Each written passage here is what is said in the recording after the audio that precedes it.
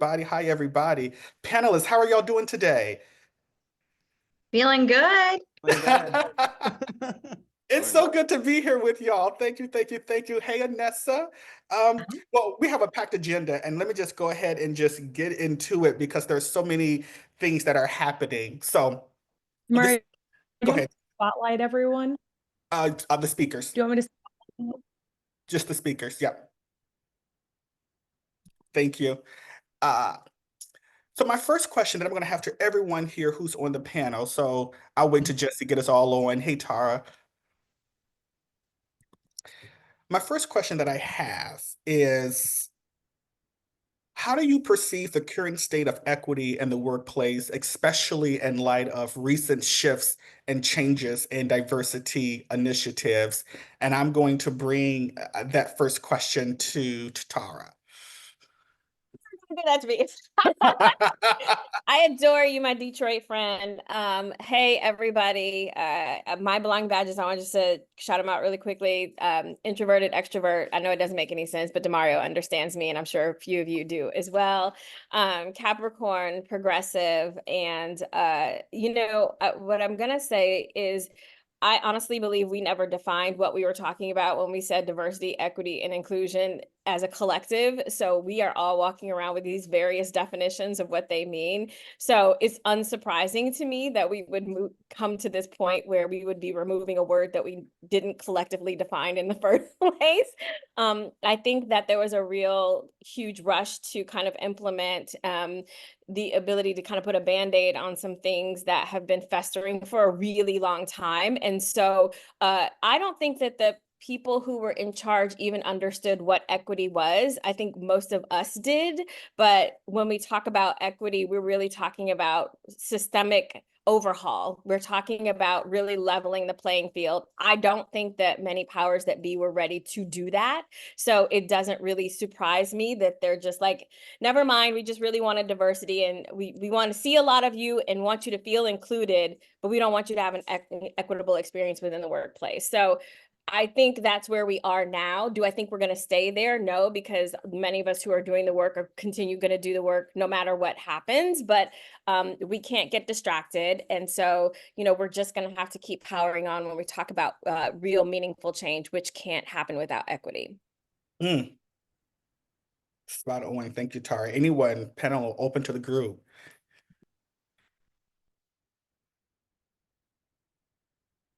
That was not that much of a mic drop, y'all. You set the bar too high for everybody, Tara. Have you seen this group? No, I did not. I just want to double click on that because I wonder if what we're experiencing now with the divestment in DEI is this tension around this expectation gap. Because did we set it intentionally initially? This is what this means. This is how we'll measure. This is what the resources and the investment will need to look like. And as we shift to doing the work, as we will always to do the work, is it fair to continue to do the work behind the scenes without the recognition that it deserves, to bring it to the front and center? I think is something else that I think about in the current state and sort of in this state of play now as we see these tectonic shifts around the divestment. Sort of the collateral impact is other people will be taking it up. Are they the right people? Will we be using the language that we should be? Should we be centering the work in the same way that it was without having without that function feeling complete, right? Those are these other pieces that I think, Tara, as you so sort of, succinctly put, and I'm not being succinct, but that did we set ourselves up to fail, that we didn't do the work at the beginning to say, this is what it's going to look like? Do you have an understanding that this is what it's going to look like? I love that aspect, Iris. I would add to that I think that there's a lot going on set up in our society where people want us to get distracted. Yeah. People want us to spin. They want us to go back and forth with each other on what is equity and what is that. And we do actually have to define it. We have to have an idea, at least within our own industry, what we need to do. And I think there needs to be some accountability in our industry, right? We see a lot of DEI experts popping up all over the place that don't have the experience to roll this out across organizations. However, I also then think about the societal expectations around, there's a reason why this work is hard. It's because it was never set up to succeed societally. So we have to do a little bit of a revolution in the work that we do every day to push against that. And as our very good friend Rachel Williams often says, don't get distracted, right? There's all these things that are going to happen. And I think if we only have 24 hours in the day, and we take 20 of them trying to figure out how we can, going back and forth on what we need, like what we need to call this stuff instead of actually doing the work, it may not move us forward in the way that we want to see change and impact happen in our lifetimes. And so I'm a yes, let's define it. Let's create some kind of common thought processes and definitions in what we're doing.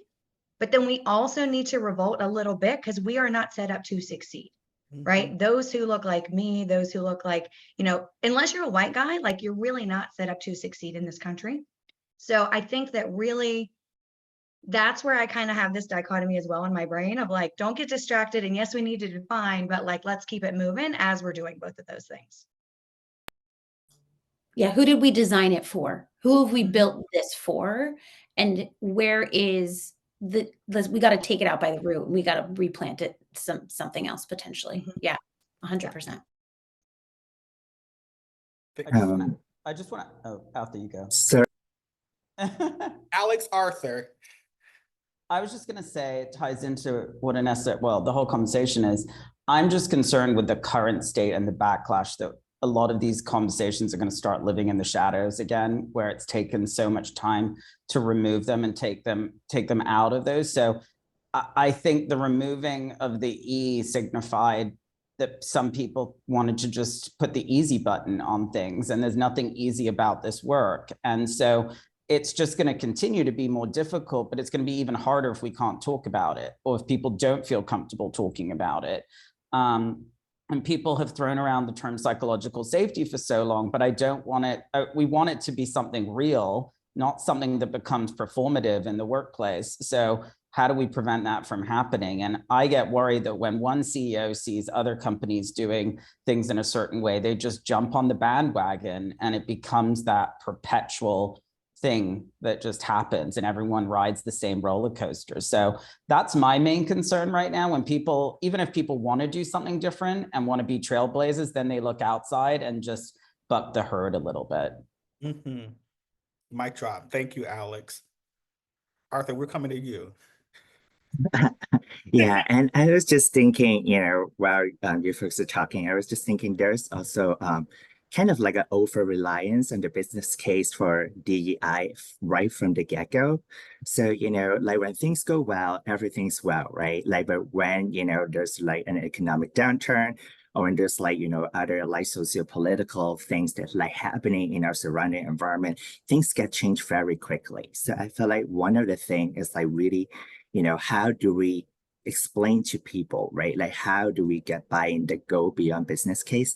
Again, I feel like there's like, a dilemma, because it's like for some people, you kind of have to use business case, to kind of even start the conversation, right? But like kind of at some point, we have to figure out where we have to shift mindset, right? Like coming from like a business case, more of like kind of like a moral case, and looking through like an intersectional lens to help guide our work together. Yeah, spot on. Danny, Lori, Jennifer, anything that you'd add to that? I'm sorry, Jennifer, the chat popped up. Jennifer, Danny, anything you add to that before we move to our next question? Very, very, very quickly. Yes to everything that everybody just said.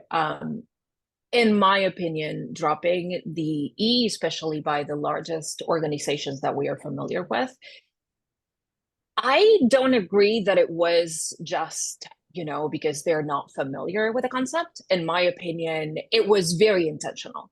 So if you are familiar and you understand what equity means, at the end of the day, it's also about power balance and power imbalance. So we are shifting the power to those who have been historically excluded.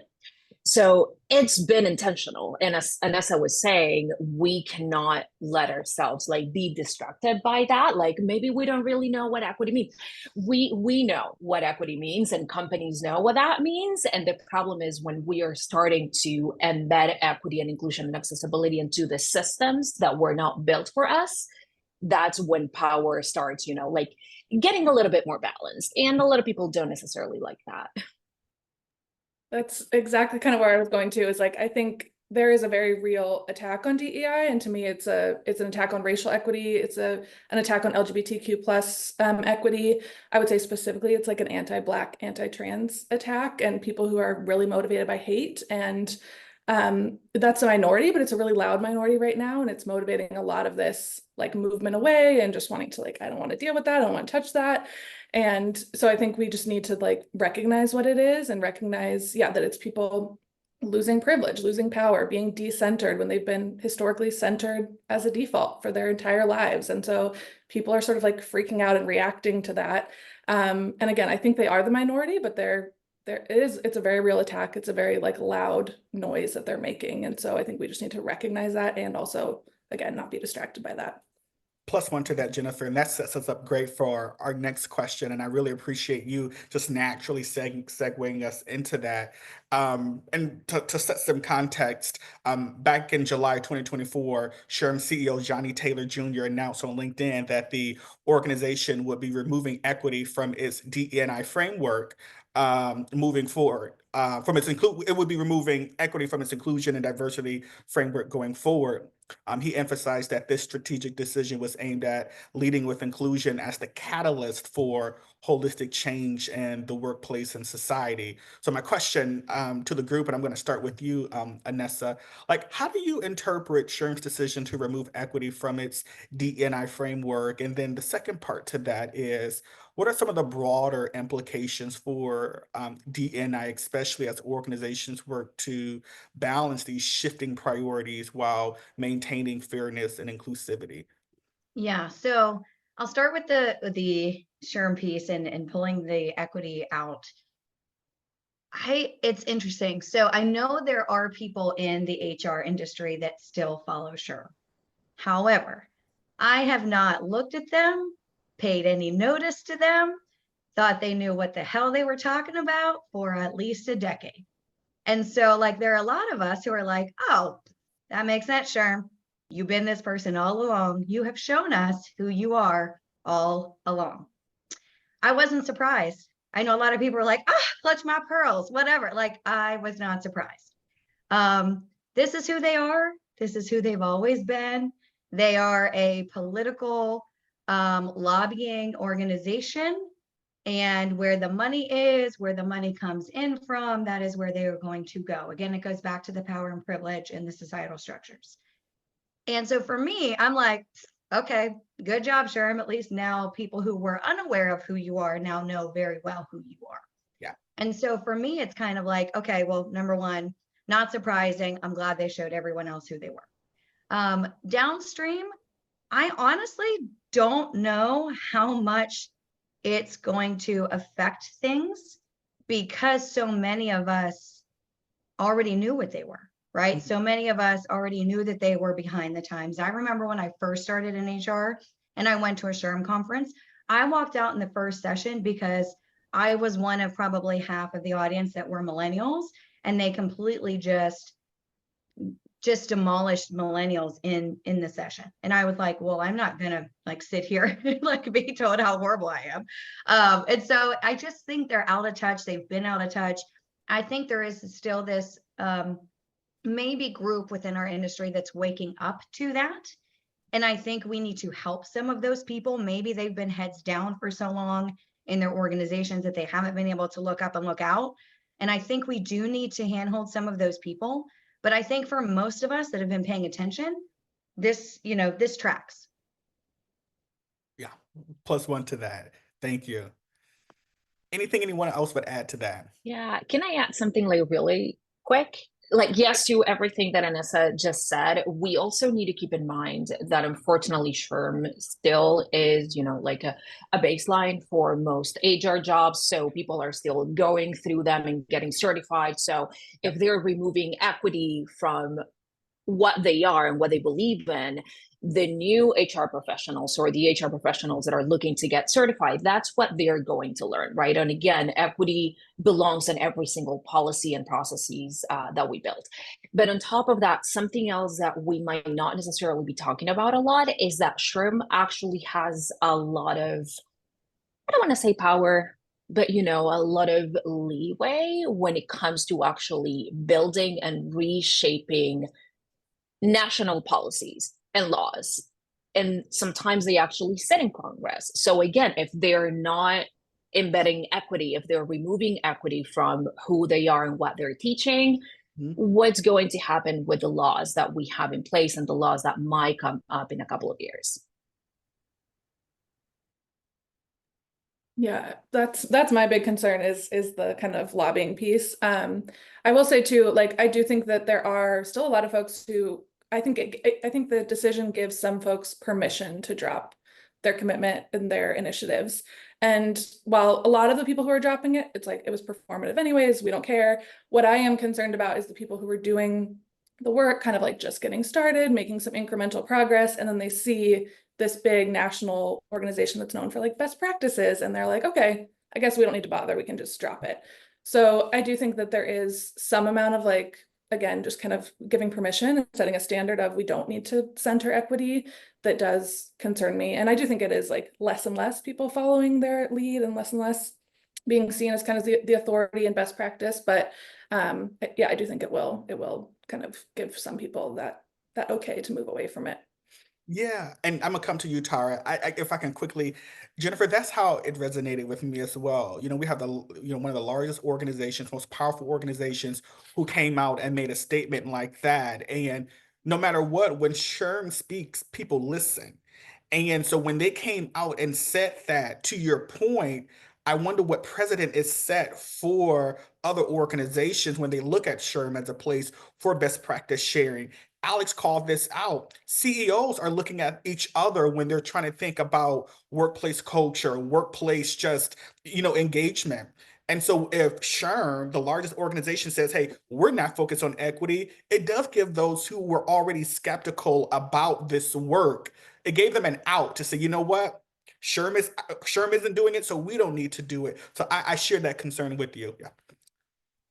I was just going to say, I think we should go back to the drawing board because we are talking about HR and a lot of these leaders don't want to be bothered with HR anyway. And so they're like, this is an administrative function. I actually don't care about anything about HR until it becomes in the media, right? Like no CEO wants to know anything about like, equity when it comes to performance reviews or equity when it comes to compensation. And so that's the way we've let this door open to organizations like SHRM or these other influencers who are really loud and, talking about your green banners being up or whatever. We leave the door open because people don't want to deal with people because it's really hard. And then everyone has an opinion about it when something like this happens. A lot of us have been doing this work regardless, but what we have to realize is, and my husband says this all the time, is that power is not given, it's taken. And so at some point, we're going to have a conversation about how do we recognize people within organizations, not just when it comes to like SHRM or whatever, but how do we structurally deal with people in a way that's human, right? Like our good friend Torrin Ellis just at RecFest this past week said, if your DE&I effort started because you murdered, George Floyd, then you have a problem, right? We are basing all of the work that we're doing on the fact that a Black man was murdered.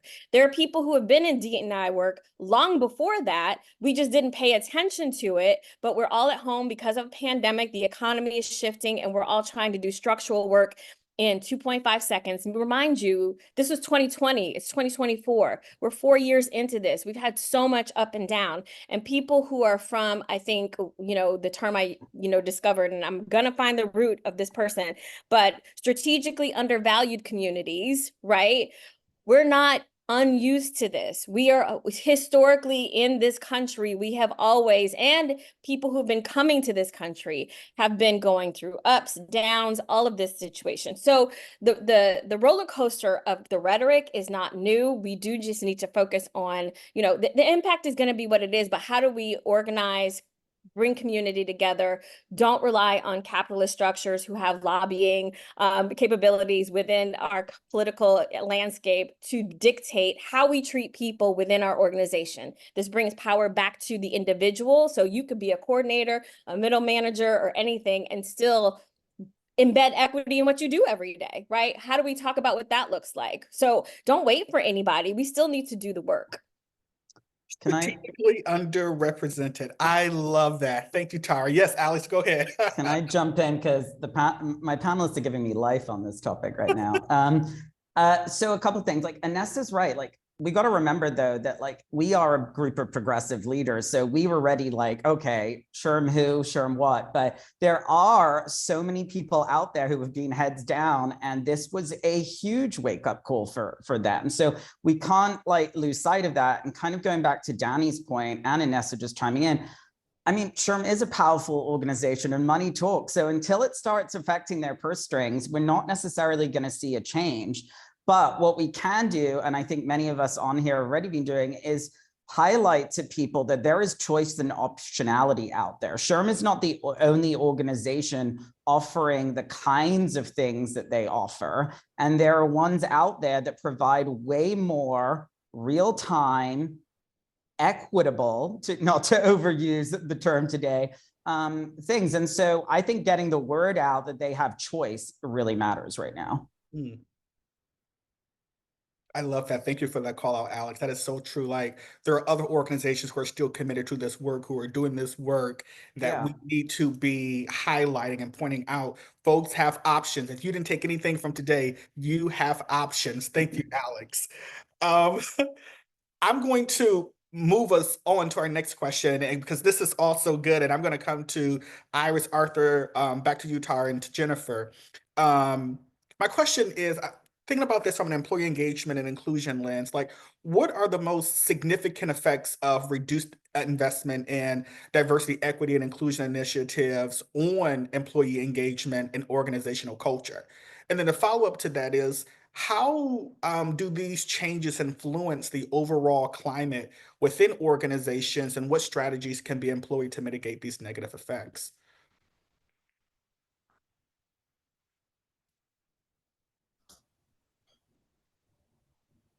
Iris, you want to go? I can, sure. I mean, bring it back is one thing you could do, just off the top of my head, is to bring back the DEI teams that you've let go. But I think there's no way we don't see an immediate downturn in employee engagement scores. I don't think you don't see it in all of the dashboards or all the metrics that we use to sort of keep, a pulse on sentiment. But I think more than that, I am thinking of, if one of my SMEs leave, how do we set up our teams to carry the work forward? Because as Tara said at the beginning, right, the work is still going to happen, right? But how are we empowering those left in the room to do it in the right way, to keep the work moving forward? And that's the part that I am so focused on right now, because as we've said multiple times, if you are an HRBP, how much of your life is, sorry, can I just borrow you for 5 minutes? It's really difficult not to get sucked into the swirl and not get distracted or not, right? There are many things we all have to do in our day. And having the advantage of having a DEI team means you're bringing them along for all the journey. That is exactly what their focus is. They're making sure that we are embedding it across every touch point on the employee life cycle. We're anchoring it through process and not just as an add-on at the end, right? And when you remove that subject matter expertise with the sole focus and bullseye of doing just that, of the anchoring across, right? So it's really felt at every touch point on that life cycle. We're a little unmoored because we are, as has also been mentioned by Arthur, right? You know, there's this culture of like, well, what are you doing? Well, I don't know. I'm not the expert. So like, I guess we just won't do it because now I'm afraid I don't want to say the wrong thing. Right. And that's my fear, is that now you've left teams unempowered to make, to complete this work. Mm. It is, if anyone is as old as I am, a hanging chad. And I'm a little sad about it because there are people who've been trying to move this needle, and not in a performative way, but now who feel like, you know, I don't know how to finish this work my partner started with me. So we'll only take it to this part. And that then results in potential data, which demonstrates to the organization it was worth the divestment. That now we've built the story that this was the right choice. So I think in terms of employee engagement, there's no way that's not felt, but I think I don't want to look at the result. I want to keep looking at the root cause and see if we can solve for that. Yeah. Thank you, Iris.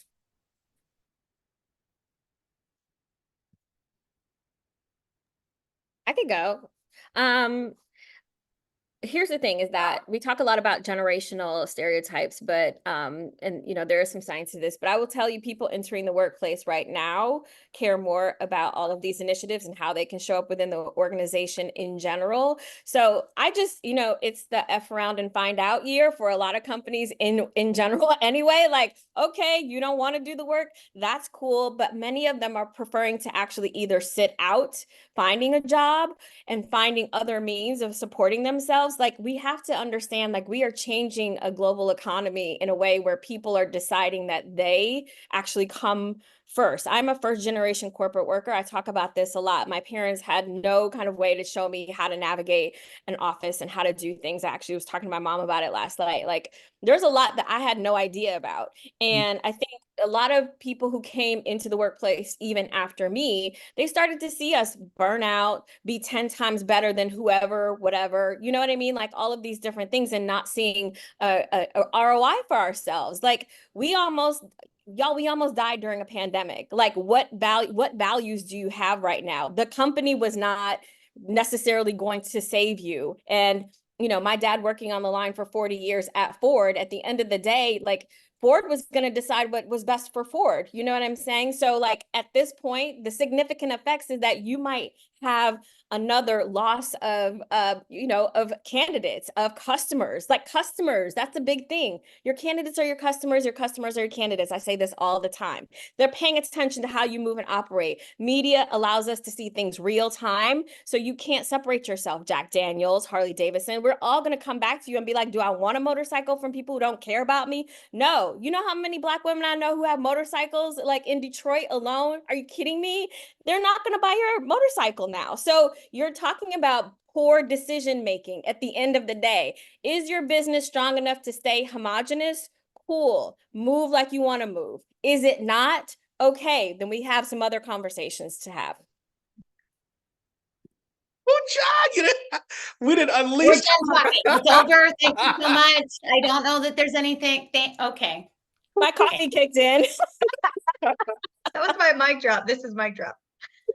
Really? Anything anybody add before we move on to that?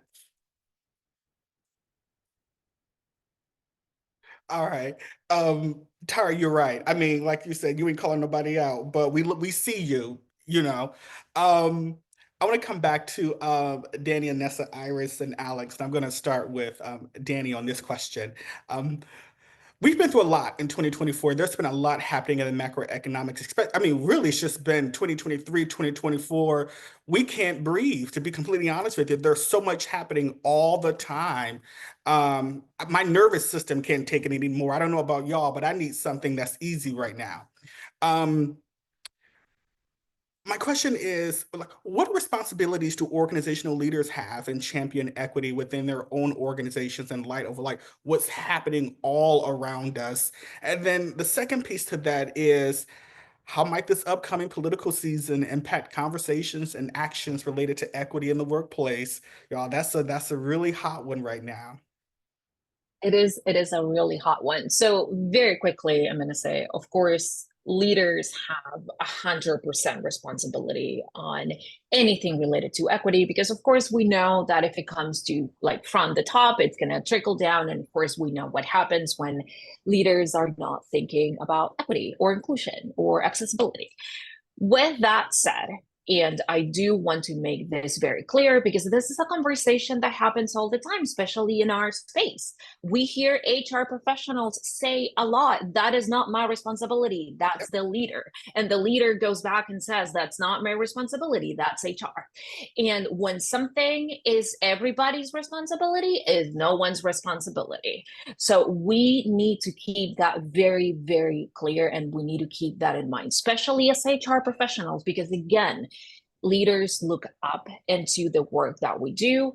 And yeah, I mean, we might struggle, you know, to get them to do whatever it is that we need them to do. But if we are uninformed on anything related to equity or inclusion or accessibility, our leaders are going to be uneducated as well. And we get the decisions that we get at the end of the day.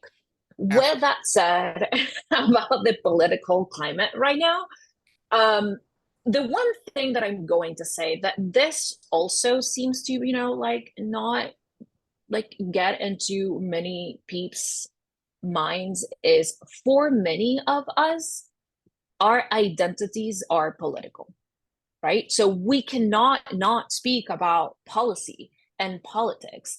I'm an immigrant here in the United States. I'm part of many other historically excluded communities here in the United States.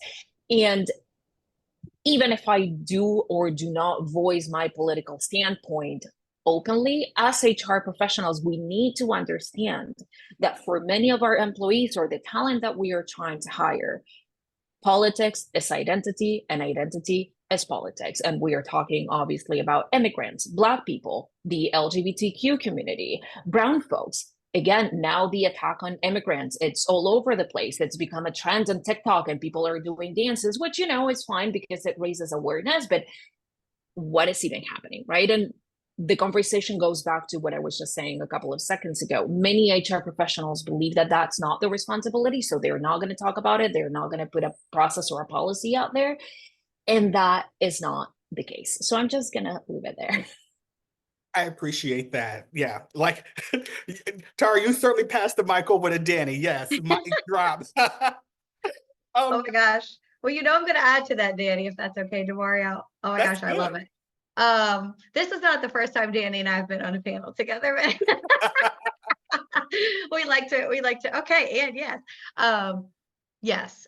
So here's my thing about HR leaders. If you are in HR and you say to me, this is not my job, you should not be in HR.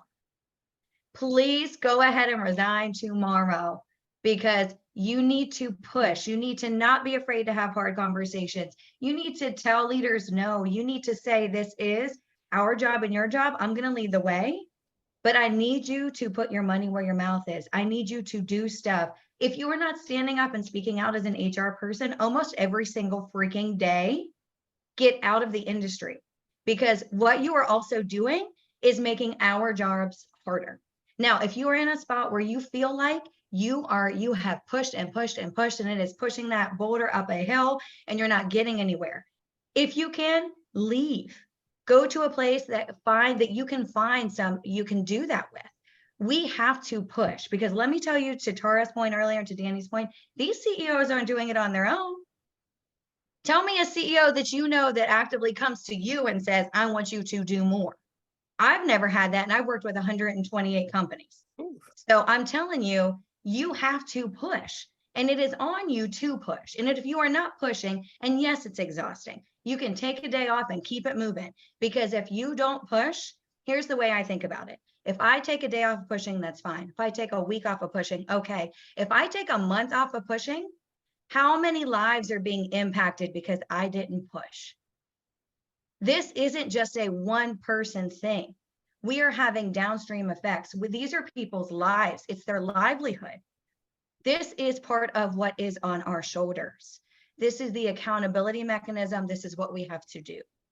And the way to do this, and the way that I love to put this into play while you are pushing, is to continually ask CEOs and leaders, if they like wearing the same shoes as every other person on the leadership team, make it really freaking simple for them. Because what are they going to say? No, I don't like those person's shoes. That's not the right size for me. And I will say, okay, well, since you don't want to wear all their shoes, how do you think everyone in your org feels? Because you're making everybody wear the same shoes. Boom. Make it really simple for them. They need it. They need to have very simple things so that they can realize what it is. You need to get into a storytelling mode to get into their lives, to have them see their own humanity in what you are doing. If you are not pushing and storytelling, you need both of those things. Figure out how to do them better or find a partner who can do them with you in your organization. Secondarily, politics. If you're not talking about politics, if you're one of those like, I want to remain neutral, number one, that's BS, because silence and neutrality is a freaking choice. You are choosing to be on the wrong side of history. Point blank. If you decide to say nothing, you are choosing the wrong side. You need to choose what you want to be as an organization. So if you allow your leaders to say, I want to remain neutral, everyone sees through that. It's bullshit. We all know it's bullshit. Everyone in your organization knows it's bullshit. So stop doing it. Just choose a side. Choose a side. If you're Ford and you're Harley, at least we know where they are. I respect them more for telling me. Don't just act like you're on this side and then I'm thinking that I'm going to go buy a Harley and then I'm going to be pissed that I spent that money. At least I know where you are. I respect you more for letting me know where you are. If you don't want to do this work, tell me you don't want to do this work. I respect you more. So you've got a choice as an HR leader to say, am I going to actually make a choice and maybe people will respect me more or less, whatever, but I'm going to make a choice, or I'm going to have hard conversations. I'm going to open it up. You've got to do hard work. We are in such a precarious time in history right now that I want you in 5 or 10 years to be able to look yourselves in the mirror and be okay with what you see. Mm. And I want you to ask yourself every day if the work you're doing allows you to do that. Talk about it, Inessa. Talk about it. Can I jump in here, Demaria? Please. So I'm really tired of the narrative that there's no place and that politics shouldn't exist in the workplace. Newsflash, it already is there. It is happening. It might not be overt in every situation, but it is there. And so people need to get used to it. I'm going to use a quick example because Inessa brought up accountability earlier. I was in a situation one time where it had been brought to my attention through IM. I still don't know why people use IM, about anti-gay slur and term that was used with an employee. And I had brought it to the C-suite and to my CEO and said, I have a problem with this on many levels. And his reaction was, you're taking it too personally. And I was like, yeah, guess what? Because I'm a gay employee. So yeah, I take it personal as well, because that's how you're now telling me or showing me how you treat gay employees. And then the other point was, well, this person's a Republican. So, and I was like, but that matters why? Because shouldn't we all be treated equitably? So my point here is that this is already happening. It's just happening behind closed doors and people have come to accept bad behavior and that has to stop. So, but it doesn't mean we can't address it in the right way and we can't have healthy discourse either. Woo. I also reject the premise that it's not. Like, as you say, right? I mean, we are bound by the legal, like the workplace laws of the regions in which we operate our businesses. And so, and those are determined by, sorry, in case maybe I'm wrong here, by politics. I feel like there's maybe a relationship there we should maybe, I don't know, like recognize. So like, you can't fundamentally, we build policies that uphold the laws that are being determined by the politics of the regions in which we run businesses. So to say that we now get the luxury or the privilege, but only the ones we want, or only the ones we think about, or only the ones that are going to, right? So there is, for me, not only an inherent tension, but a dichotomy that we have that falls into this larger discourse around equity.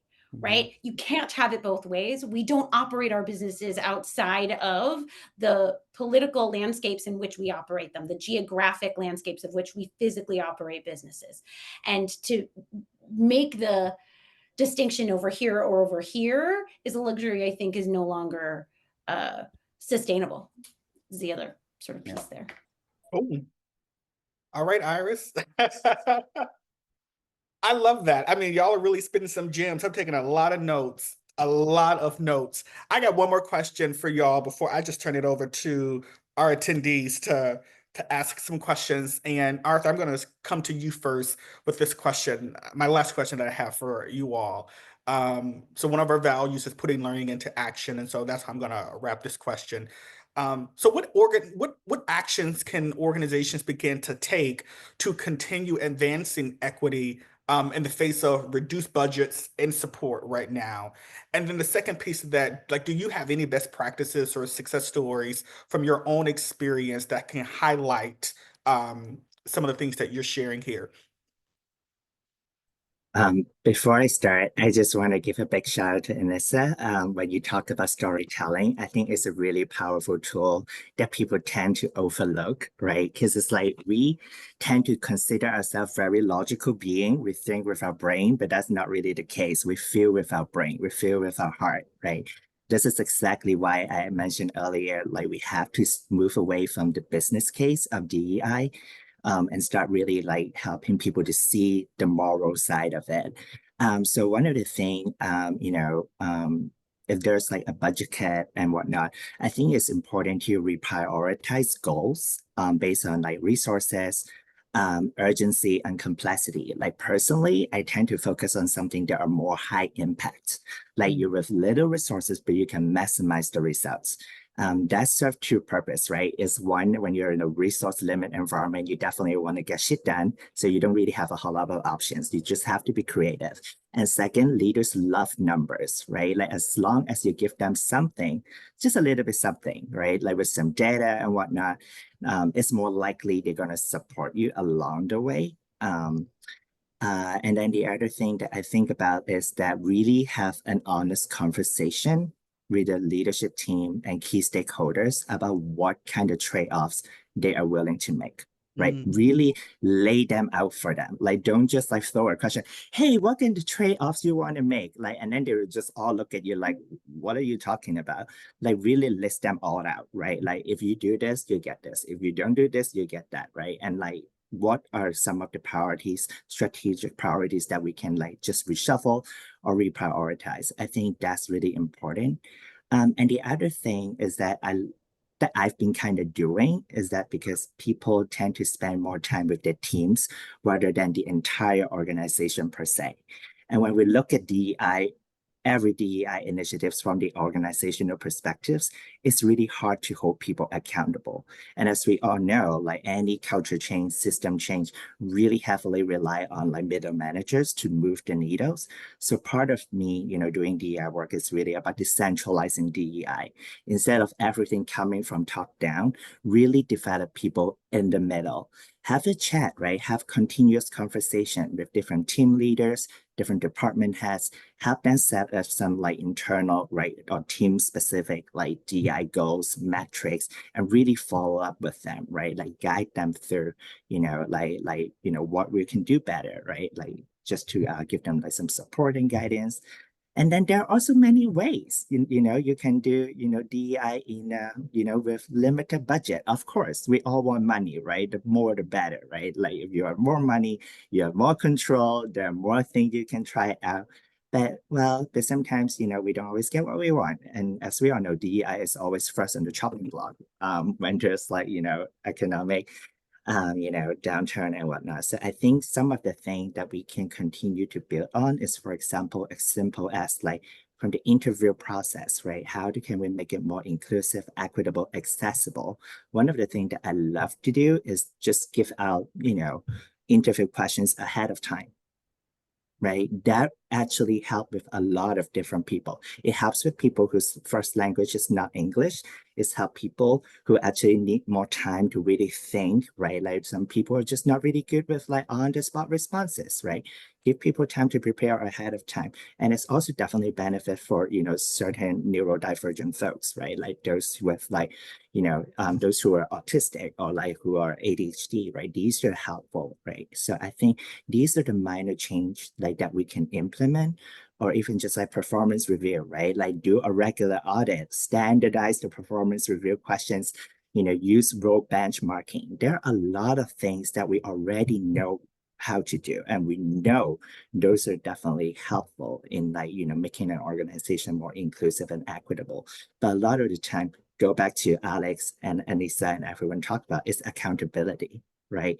Like how do we break like this whole big thing called DEI into smaller pieces, more digestible, more manageable, to help people start, or help people just to continue on with their journey. I think that's how we can, really hold people accountable in the long run. Oh, that's my friend. Sorry, the coffee finally kicks in. It takes a while. I mean, what more to say after that, Arthur? I mean, that's it really. And Anessa really wants to start a revolution. She says just throughout the whole performance review process. Always light a match, watch it burn. Oh, we got 5 minutes left, and I have plenty of more questions I want to ask. But Scott Belzer has had his hand up, and Scott, I want to give you the floor. I appreciate it, guys, and thank you for all of you and your great input here. So I know a lot of us are at different levels or different spots in our life, and Arthur talked about looking for jobs, and so did Tara. Like if you're in the space where you're looking for work, and shout out to those who are hiring. I'm looking for work. But how do we go through? How do we support DEI and inclusion through when we're looking for work? What strategies can we use? How can we? And I think Arthur, you were kind of speaking to it a little bit. But how can I, as I'm looking for work, kind of support that and kind of prop that up as I'm looking for a position? I can just say something really quick. Just ask really great questions. Hold people accountable, right? Ask them what their leadership team looks like. Ask them, what some of their processes are. Ask them how they think about compensation strategy. I honestly think that asking what compensation strategy and philosophy is in an organization can tell you a lot about an org. Number one, if they will even tell you. Number two, if they know what it is at the recruiter level, also a good sign. And number three, if they can fully articulate it with equity, that tells you a lot. If they can't, run the other way.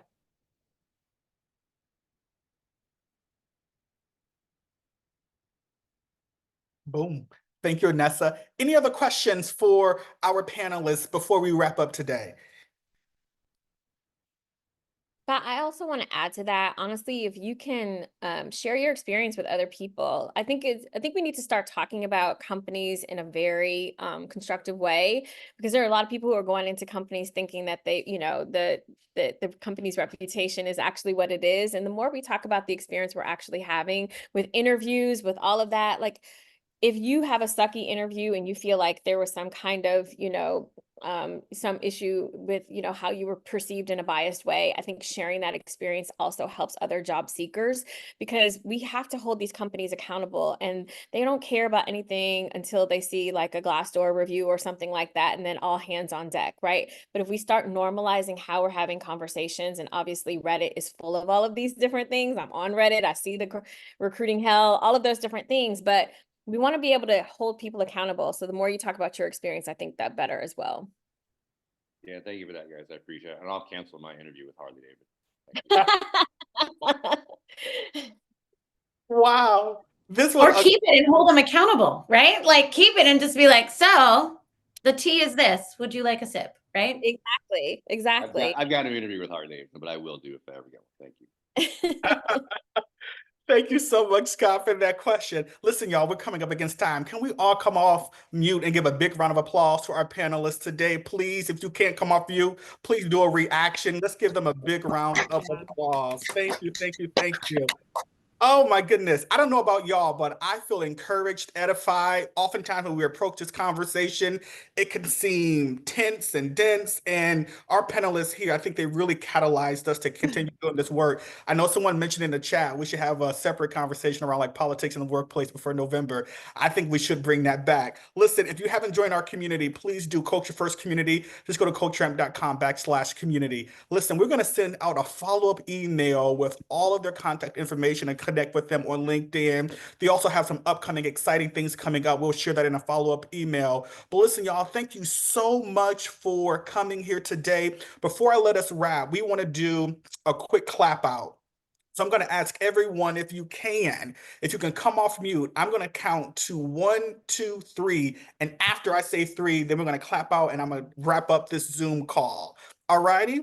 So again, instructions. I'm going to count 1, 2, 3. After 3, we're all going to clap out and then we're going to go off the Zoom call. This has been such a great way to start the day, wrap the day wherever you are in the world. Continue to jam out with us. We'll do this more. Today's a good day to have a great day. Counting. Do I have to go on the computer to try this?